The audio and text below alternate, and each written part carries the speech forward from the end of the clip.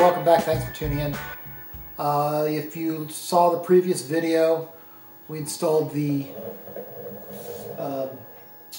RAM mount for the phone and did a custom install on that due to the well behind the steering head bolt. That's, I guess, unique to Kawasaki, at least Ninjas.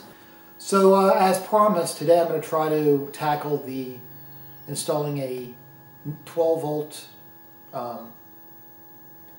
USB port on the bike. So I ordered this off Amazon. I can put a link down below if you want to get one for yourself. I have no experience with it personally, but it's a 12 volt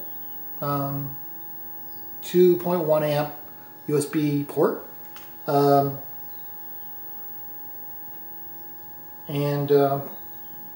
So we'll see. It's got a 1-inch diameter threaded shaft with this this lock nut on there to cinch it up against the plastic. My idea is to mount it right here on this front cowling, whatever it's called here. We're going to have to drill a hole in this, and I tried to find a step drill at Home Depot, and they had one for $45. Yeah, too much for one hole. So I bought a hole saw, 1-inch hole saw. So hopefully that'll be okay. We'll see. So we're going to have to take this off.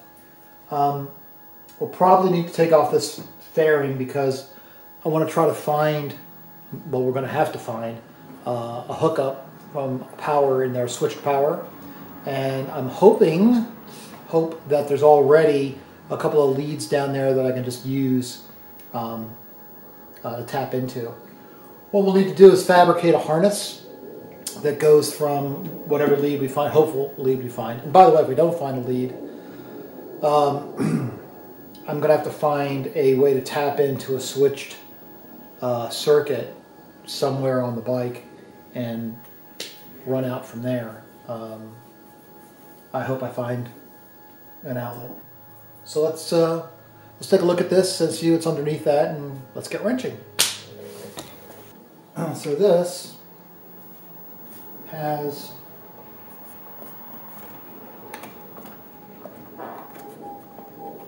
tabs up here.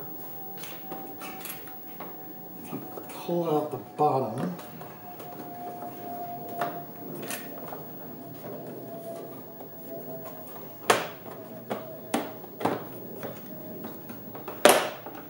there we go. The whole thing comes right out.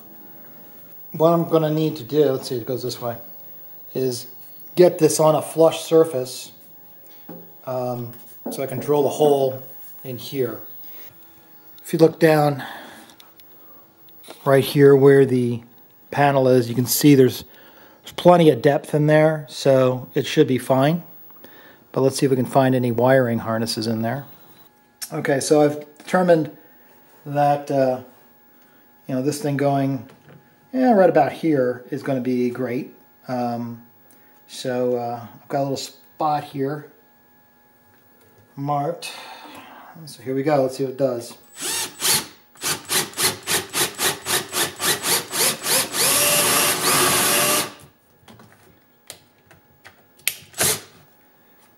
All right, there's a hole.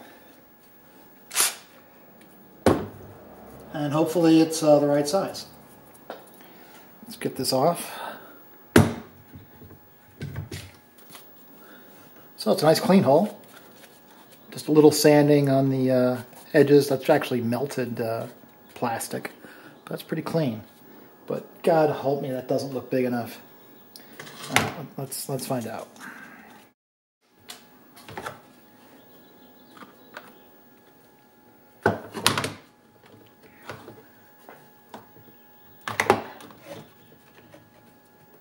Well, maybe if I clean it up, it may actually work. All right. Let me try sandpaper first before I get the Dremel out and get crazy. I got me a hunk of 220 sandpaper here.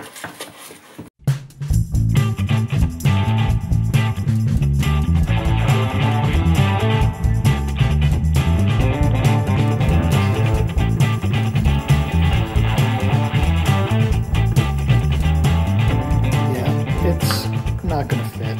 I mean, but boy, it's close. I'm gonna have to shave just a, I don't know, 16th, probably an 1/8 total off the sides there. Crap! Beautiful hole. Now I gotta jack with it. Hang on.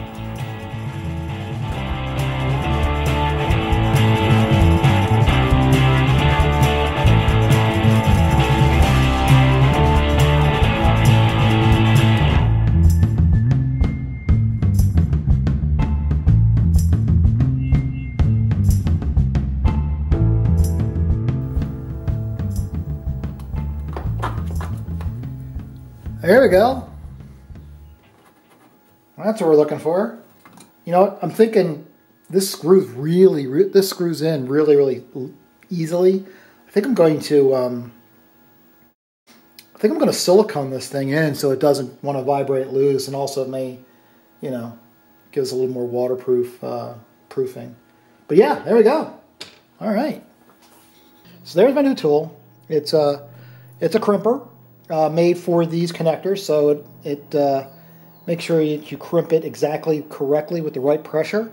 Not enough pressure, the wire comes out, or has a bad connection. Too much pressure, and also you get a bad connection. You can actually break the wire, and it can come out. So this ensures you've got the right crimping pressure at all times. Again, I'll link this down below. Figure out how this silly thing works. It doesn't seem to be too complicated. Okay, so I've got some 14 gauge wire, some red and black. Just the colors don't mean anything other than trying to keep the hot and the ground separate and obvious. I also picked up some of this flexible tubing. So it looks like we'll need about 15 inches. That gives me a little bit of slack so I can zip tie it, you know, to the other harness and mounting bars that are inside the frame. So I'll need 15 inches of both. Okay, so we'll need these two connectors for going on to the ends here. So they came with the socket. I don't know if you can see this or not, but it's got all the pieces here and shows the wire gauges for the different ones. I assume they 1, 2, 3, 4, 5, 6. They line up this way, but it'd be nice if I told you the colors. Okay, so the reds, it looks like, are for 22 to 16 gauge, and the blues look like they're 16 to 14 gauge, and we are using 14 gauge wire. So I guess the blues are the right one to use for the wire. On this end, they're definitely different.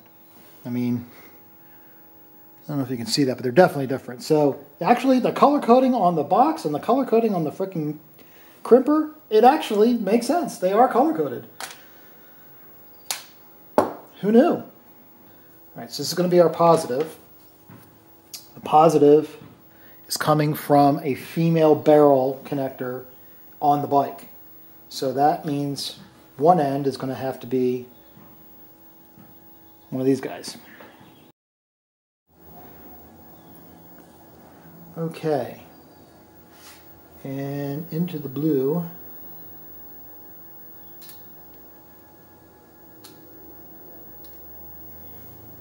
And crimped. Continuity test on this with the voltmeter. I don't know if you can hear that, but I got a little tone, so that's good.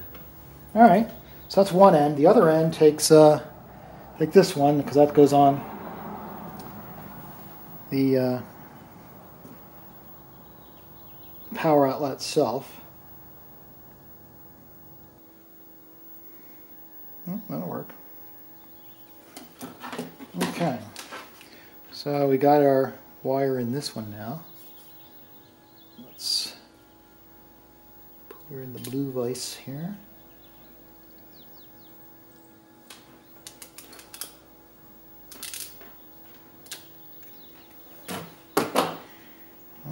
There we go. There's one.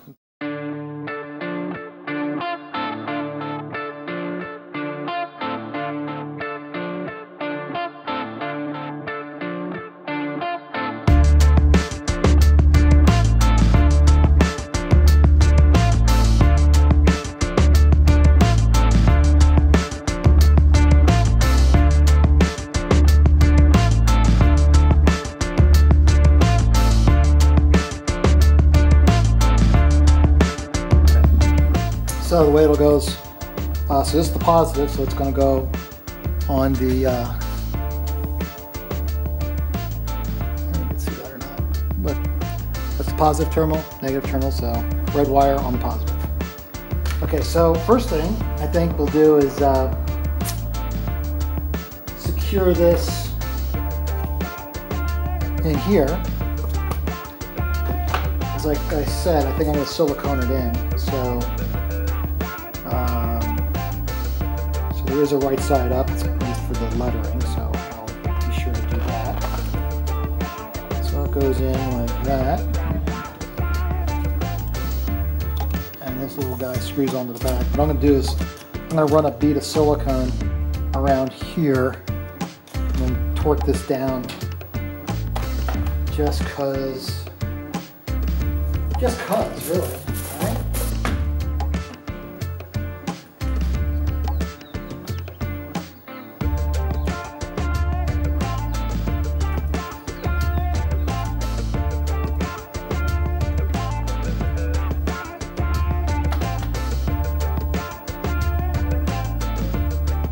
This will help it remain water sealed there, waterproof, as well as will keep this ring from backing off. Just going to screw the ring right down onto the silicone. It's going to be messy. Careful, careful.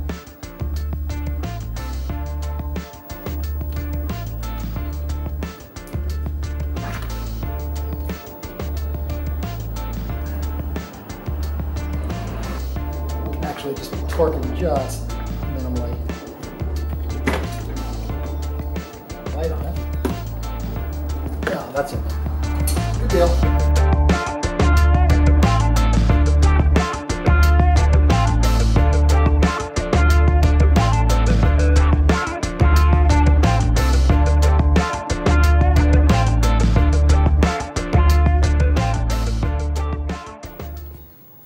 Okay, I just put a quick piece of heat shrink on them on the ends just to keep them together.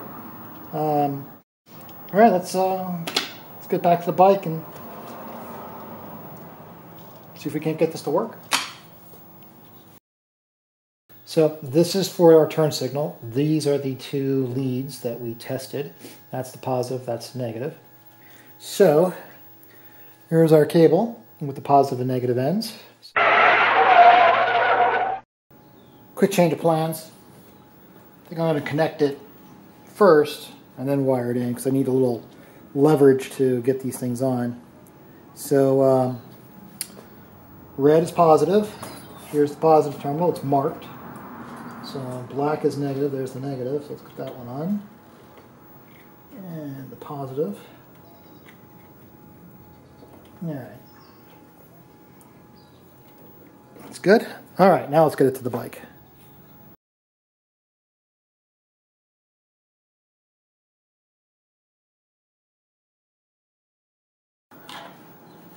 I'm going to feed the wire here behind this cross member like I meant to, right? That'll come down here.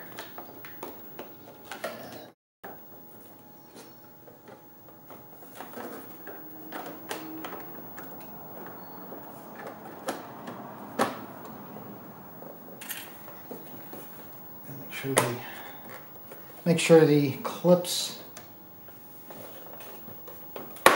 like that go in.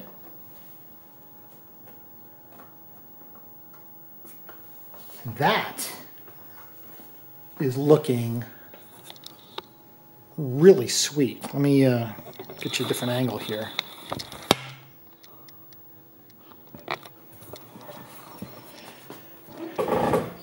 Right?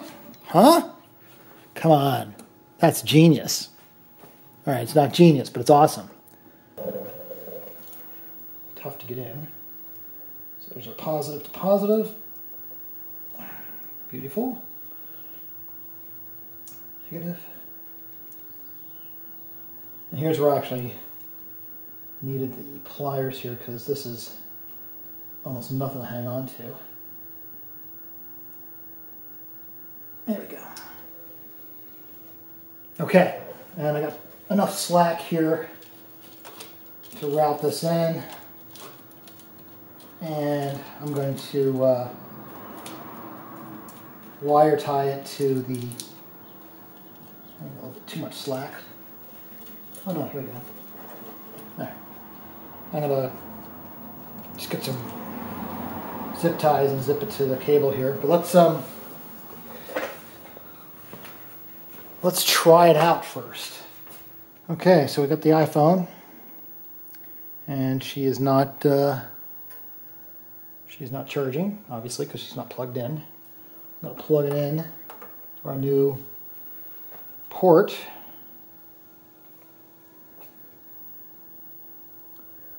And let's see what happens. I haven't tried this yet, so here we go. Turn the key. Yeah, we got power. Yeah? I don't know if you can see that or not, but that's pretty awesome.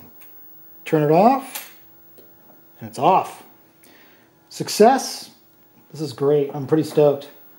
All right, so what's all that's left now is, like I said before, I'll tidy it up with some wire ties and get the fairing back on and all this button back up, and that's it.